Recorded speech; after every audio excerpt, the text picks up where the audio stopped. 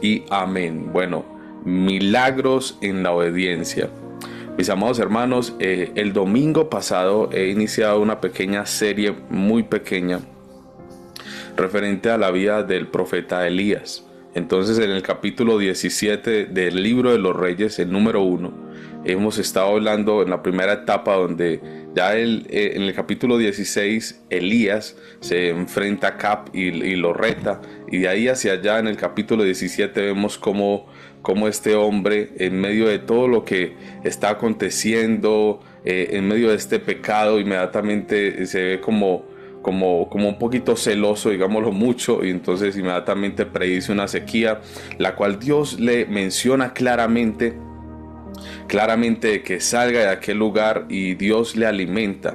Dios le alimenta a través de unos cuervos, incluso en la mañana y en la tarde le envía pan y carne, y Elías claramente vemos cómo es provisto por Dios y bebe el arroyo, y Dios utiliza cualquier medio y cualquier recurso, ¿verdad? Pero esta vez vamos a estar en el capítulo 17, pero vamos a leer el versículo 14.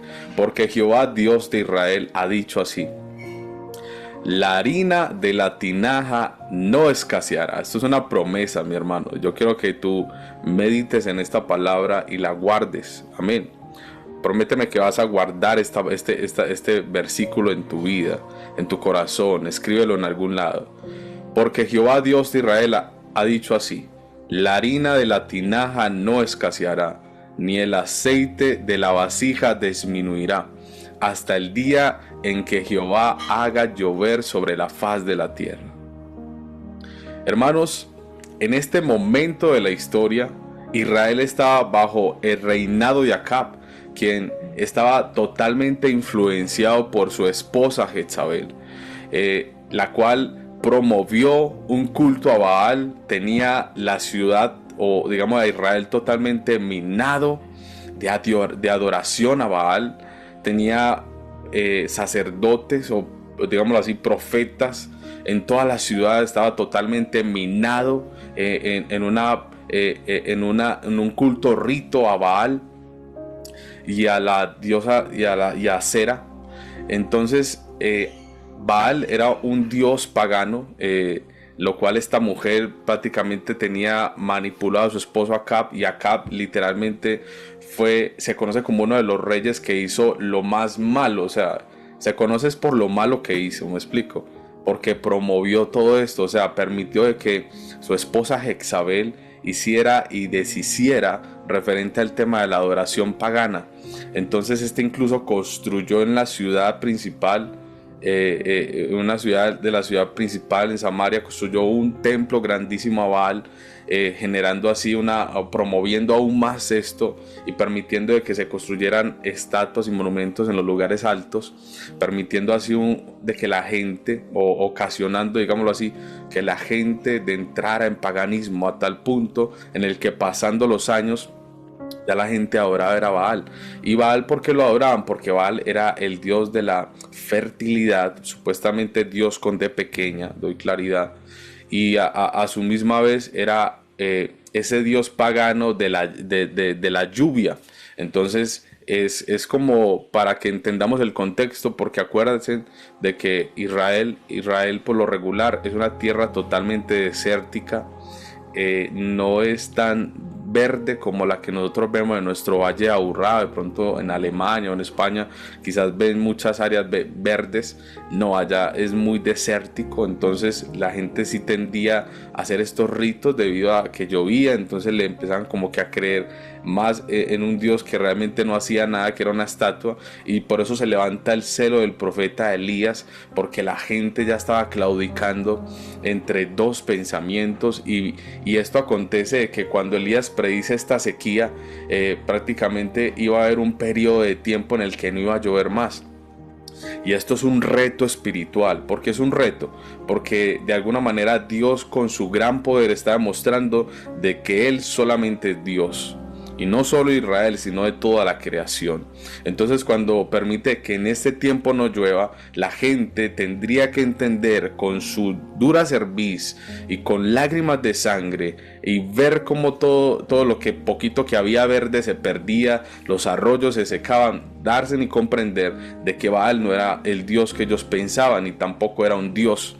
Entonces, de alguna manera, este pensamiento de estas personas estaba totalmente cerrado, pero era por algo que se había promovido desde una gobernación, digámoslo así, una monarquía, y sí o sí estaba muy involucrada esta mujer Jezabel. Entonces, mis amados hermanos, durante 3 años y medio tarda una sequía o que no llueva realmente en cualquier tierra, en cualquier lugar donde no llueve 3 años y medio. Estamos diciendo de que literalmente esa escasez conlleva incluso a razonamientos. No sé si ustedes supieron de que el año pasado aquí en Colombia, durante junio del año pasado, marzo del año pasado, hasta iniciando este año que estuvo el fenómeno del Niño, literalmente no llovió, y en esos 6, 7, 8 meses que no llovió, incluso Medellín, siendo una de las ciudades principales de Colombia, imagínense de que empezó a haber un razonamiento de agua, y eso es impresionante que yo se los diga, porque de alguna manera nuestro Valle de Aburrá está minado de digámoslo así. Nosotros estamos minados o muy bendecidos con el tema de las hidroeléctricas, y hay represas gigantes a nuestro alrededor, que nosotros no la vemos porque estamos en un valle, pero está la represa de San Félix, está la represa de La Fe. O sea, si tú te levantaras en el Valle de la Aburrá en un dron, literalmente alcanzarías a ver La Fe, San Félix, arriba el Peñol. O sea, son represas totalmente gigantes y se estaban secando, mis amados hermanos, en esos tiempos.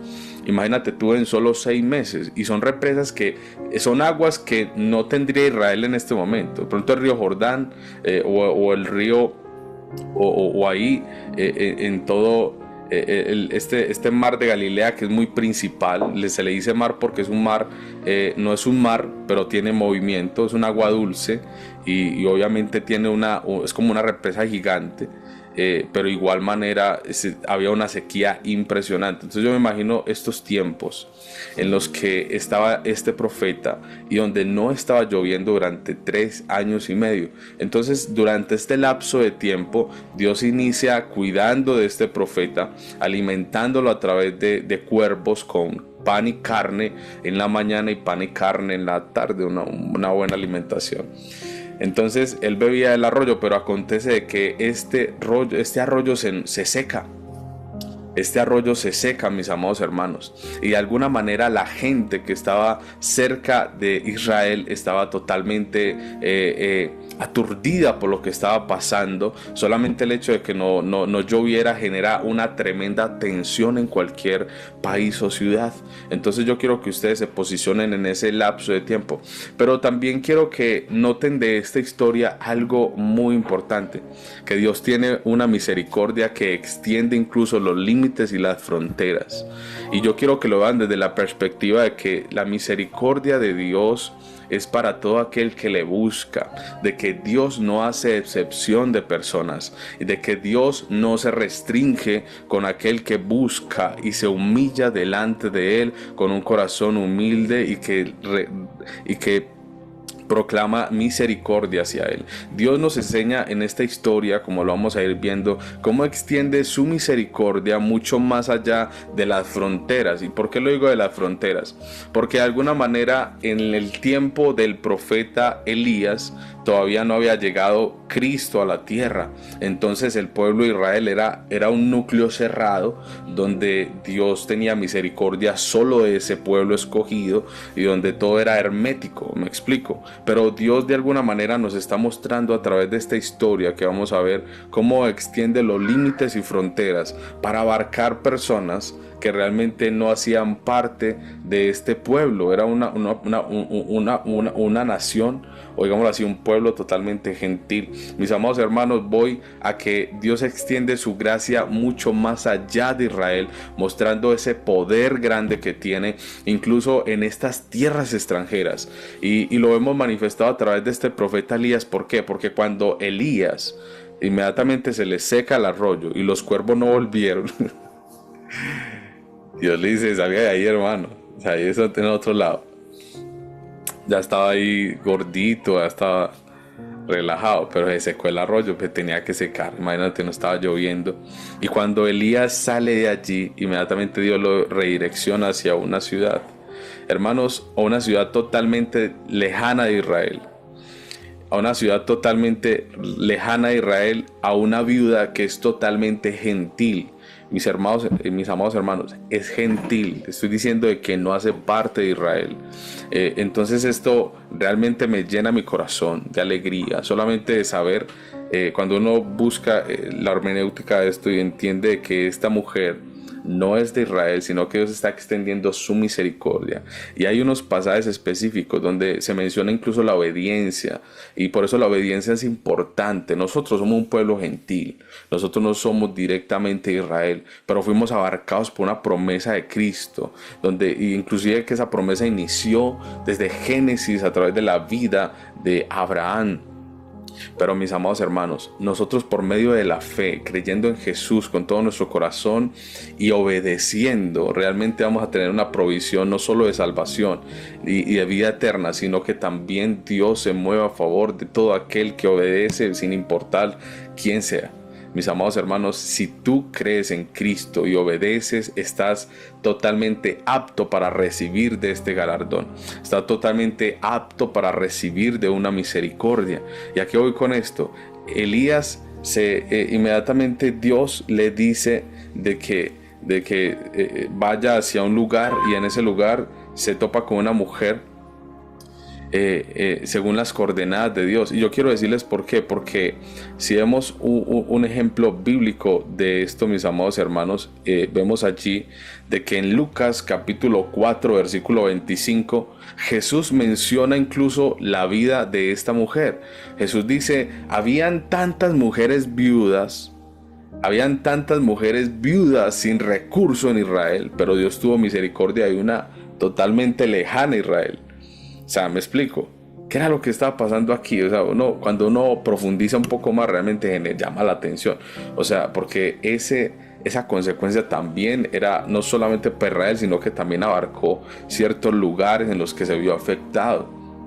Pero de alguna manera Dios tuvo misericordia de una mujer totalmente diferente a las muchas viudas que también habían en Israel en ese entonces, en ese momento, lo cual literalmente había una desesperación impresionante en esta tierra, una desesperación. O sea, ya pasaron de una etapa en la que tenían que sobrevivir, y tú sabes que es tener casa, tener carro, tener beca, tener helicóptero, tener un jet privado, y que tú no puedes, y que falte escasez de un recurso vital para poder vivir. O sea, wow. O sea, por eso Steve Jobs decía, ¿para qué tengo tanto dinero si no puedo curar mi cáncer? O sea, de alguna manera, si la tiene que cambiar, incluso la ropa lo tienen que ayudar. Eso es algo que él menciona en uno de sus libros. Bueno, en una, digámoslo así, su partida final, donde él escribe algo ahí y postea de que vale tener tanto o haber ganado tanto en el mundo si realmente no puede... no, o sea, lo tienen que cambiar, era algo que él mencionaba.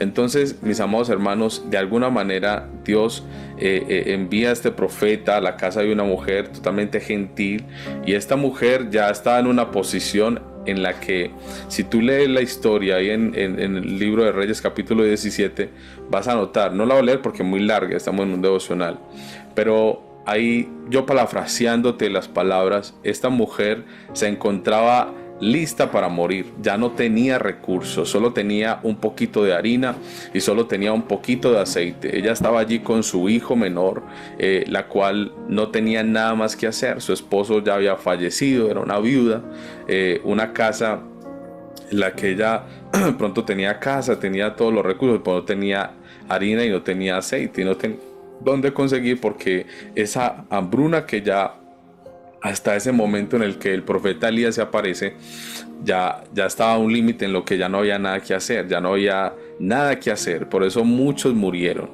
en ese momento.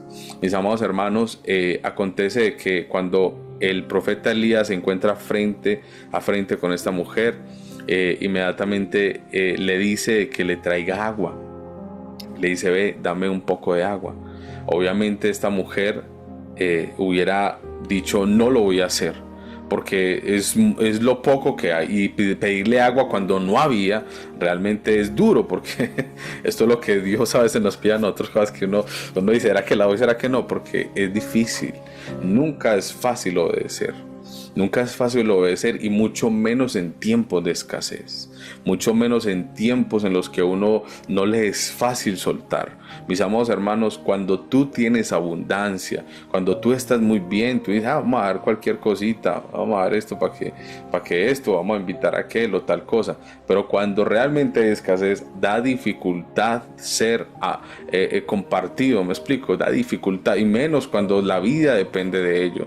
Y yo quiero decirte algo, Dios extiende una tremenda misericordia hacia una mujer, y yo quiero que vean esto, porque yo creo que Eliseo, de alguna manera Dios hace todo muy perfecto, porque nos está enseñando tremendas cosas. Yo creo que si lo hubiera mandado a otro lado, Elías no hubiera recibido esa agua o esa hospitalidad de otra persona extranjera, me explico. De alguna manera nadie sabe a quién está teniendo en su casa, o a quién está hospedando, o a quién le está proveyendo, o a quién le está compartiendo. Por eso Dios siempre manda que uno no remigue. Si alguien realmente necesita, uno tiene que compartir, o sea, uno tiene que entender de que uno sin querer está sirviendo a alguien que Dios envió, no solo para bendecirnos a nosotros, porque aquí hay una bendición que yo quiero que tú veas. Entonces inmediatamente el profeta Elías le dice a esta mujer, ve y tráeme agua, y la mujer obedece.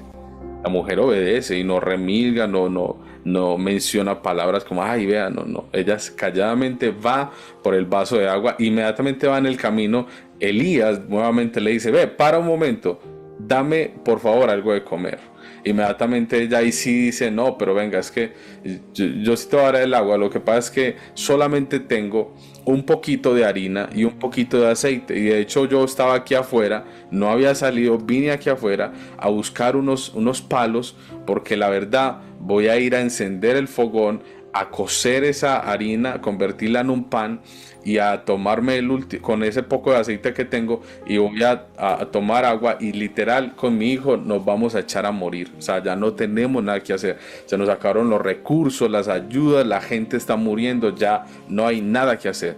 Esa mujer estaba en esa posición, mi amado hermano, y yo te aseguro de que no estaba sonriendo, yo te aseguro de que no estaba brincando de alegría. Ella estaba obedeciendo, pero por dentro estaba totalmente destrozada. Solamente el hecho de pensar de que su hijo iba a morir, solamente de pensar de que cuál de los dos iba a morir primero, si ella o él, o él o ella. Yo creo que ella le iba a dar todo el pan a su hijo, iba a esperar para ver si ella moría primero, me explico. O sea, era una situación que realmente estaba entre la espada y la pared, totalmente tensa para esta mujer. Yo creo que ni dormía, yo creo que tenía unas ojeras impresionantes, desesperada por lo que estaba pasando.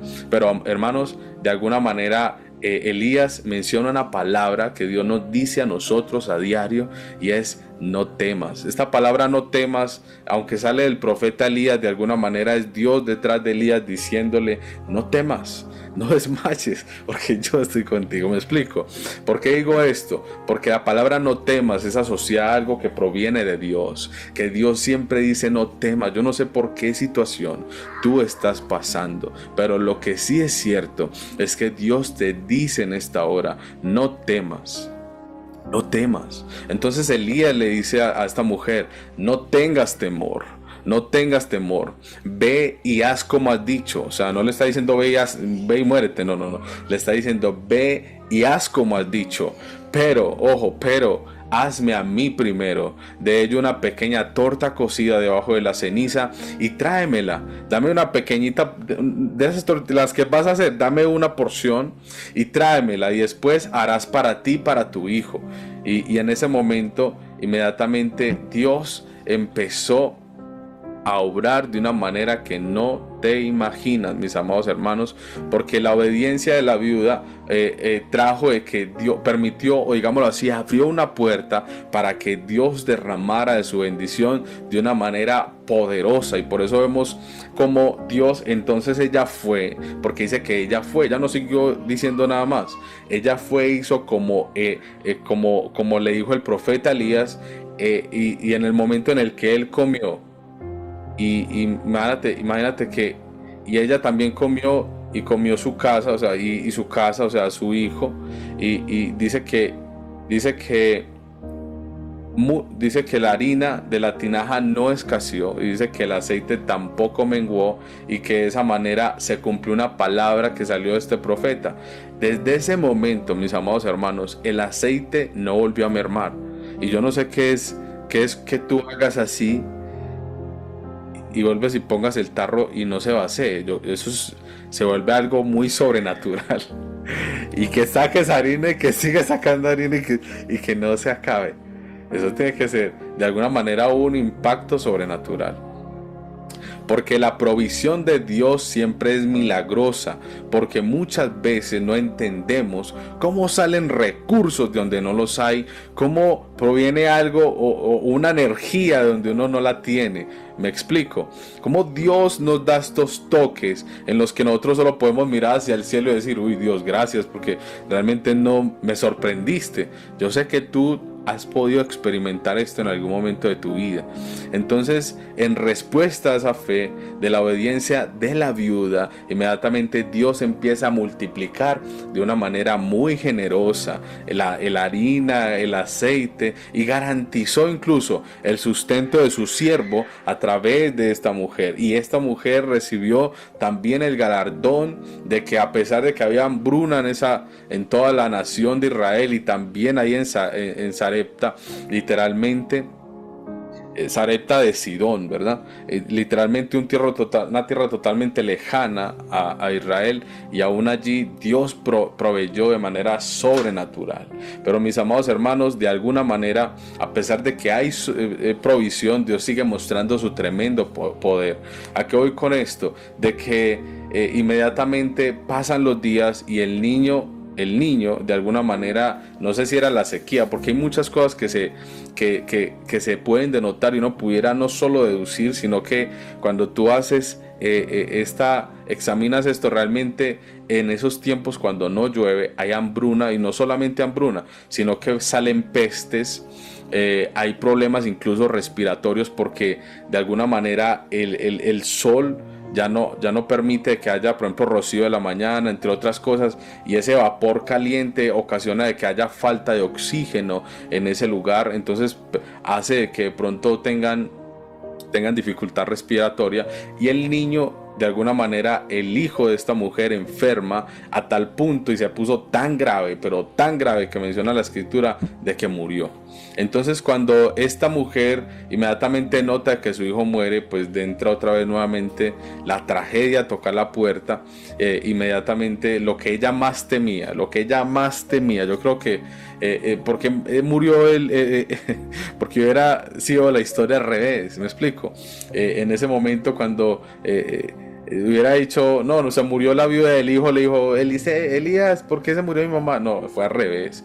Lo que la mujer más temía, eso le aconteció. ¿Qué era lo que más temía? Ver morir a su hijo. En ese momento muere el hijo de esta mujer, y esta mujer entra en llanto, entra en lloro, inmediatamente se desespera y le dice, ¿qué tienes conmigo?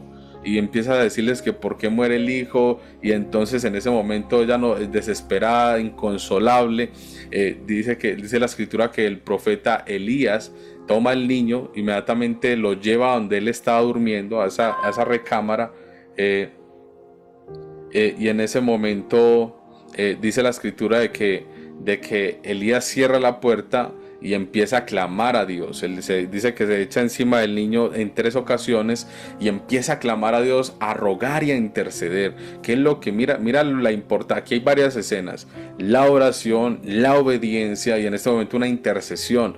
Y el profeta Elías empieza a interceder: Dios mío, yo te pido de que vuelvas el alma de este muchacho, de que este joven vuelva a la vida. Yo te lo pido, te lo suplico. Y empieza a hacer ahí a hacer lo que estaba mencionando. Y inmediatamente dice que Dios escuchó la voz del profeta Elías y en ese momento el alma del niño volvió.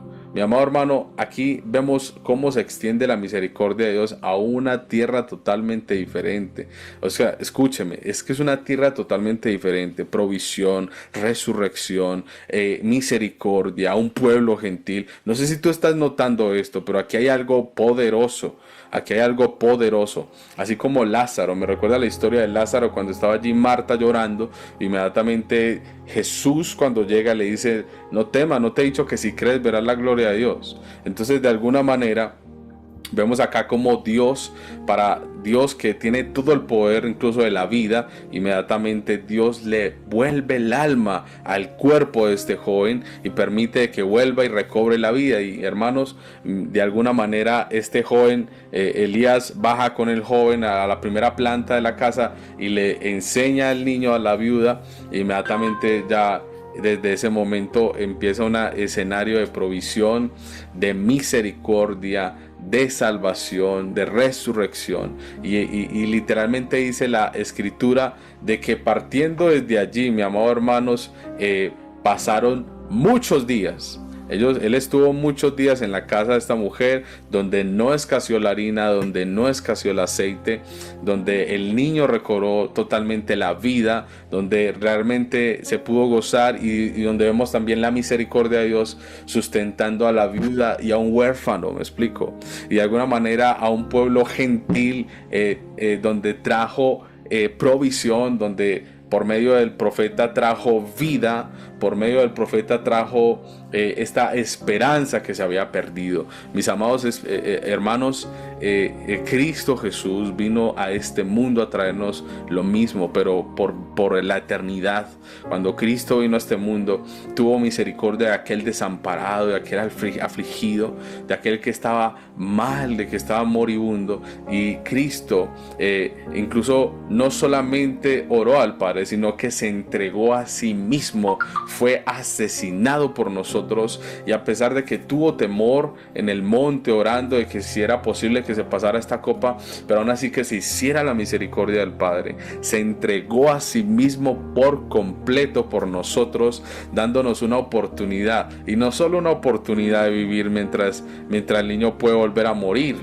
Hermano, nos está dando una oportunidad de vida eterna, de tener vida, pero no una vida simple en la que solamente tiene una caducidad una vez envejece, sino una vida eterna, una única muerte por una salvación eterna, donde literalmente sube a lo alto después de su resurrección, construyendo una casa donde no nos va a faltar ningún recurso, no nos va a faltar ninguna provisión, hermanos, donde va a haber una mesa, donde va a haber una celebración, donde nos vamos a gozar, donde vamos a abrazar a nuestro Creador, donde vamos a experimentar toda su gloria, toda su misericordia hacia nosotros, conocer el amor verdadero que es Cristo y poderle mirar a su rostro sin ninguna dificultad. Mi amado hermano, Cristo vino a este mundo y vino a libertar a los cautivos, vino para traernos esperanza y vino a esta tierra para que nosotros pudiéramos tener vida.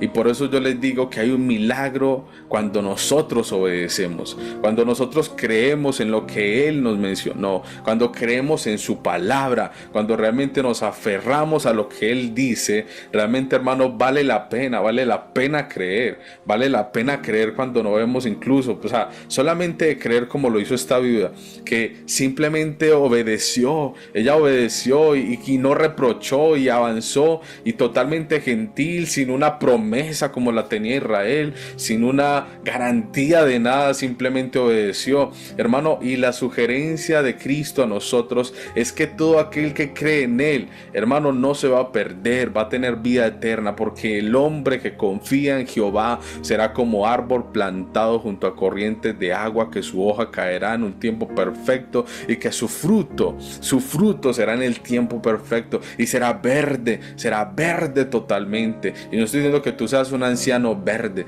estoy diciendo de que tú vas a ser verde, frondoso, lleno de vida, con fuerza para avanzar, hermano, para creer y para dejar de temer en tantas cosas que nos pasan. Hay gente que pasa problemas de familiares y se echan a morir. Hay gente que tiene problemas con su cónyuge y se echan a morir. Hay gente que no ha visto la mano de Dios en cuanto a lo que ha soñado o ha querido tener una familia, etcétera, etcétera, y entonces se echan a morir y pierden la sonrisa y ya no hay nada que los haga sonreír. Mi hermano, si tú no sonríes hoy, que Dios te está diciendo que te va a proveer de una manera milagrosa, o sea, milagrosa, porque hay milagros en la obediencia,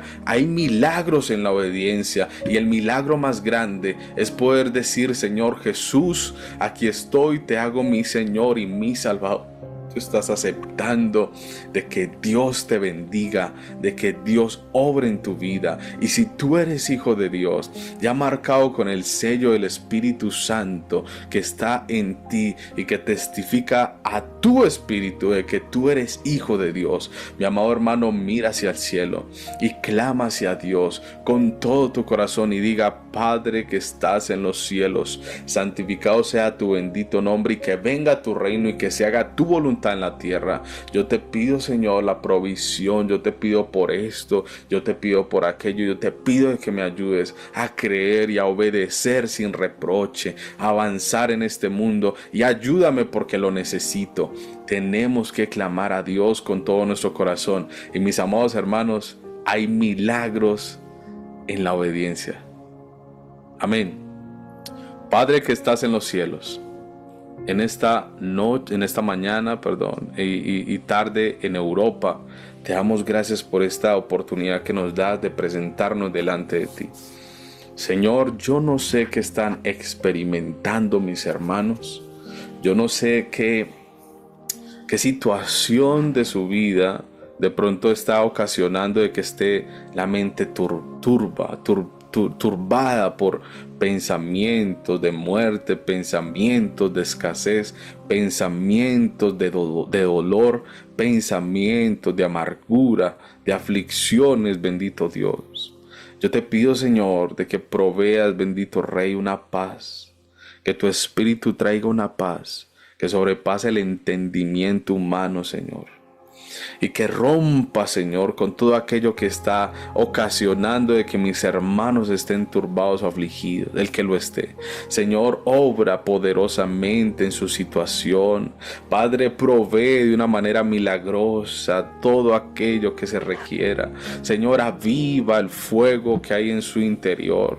Esta viuda apenas vio el milagro, dijo: ay, hoy entiendo de que realmente eres profeta de Dios. Y desde aquel momento no escaseó nada, y pasaron muchos días en los que el profeta vivió ahí en la casa de esta mujer, donde la bendición permaneció. Padre, porque cuando entendemos de que solo tú nos provees, nos das vida, nos traes el consuelo, Señor, contigo queremos vivir, contigo queremos habitar, no queremos que te vayas de nuestra vida, Señor, que no sea un toque más, sino que vivas en nuestra vida, en nuestro ser, en nuestro hogar, y que nos digas cómo avanzar, cómo ser familia, cómo ser hermano, cómo ser padre, cómo ser hermana, cómo ser esposa, cómo ser persona para esta sociedad. Ayúdanos y enséñanos, bendito Dios, porque queremos ser obedientes delante de tu presencia. En el nombre de Cristo Jesús, amén y amén.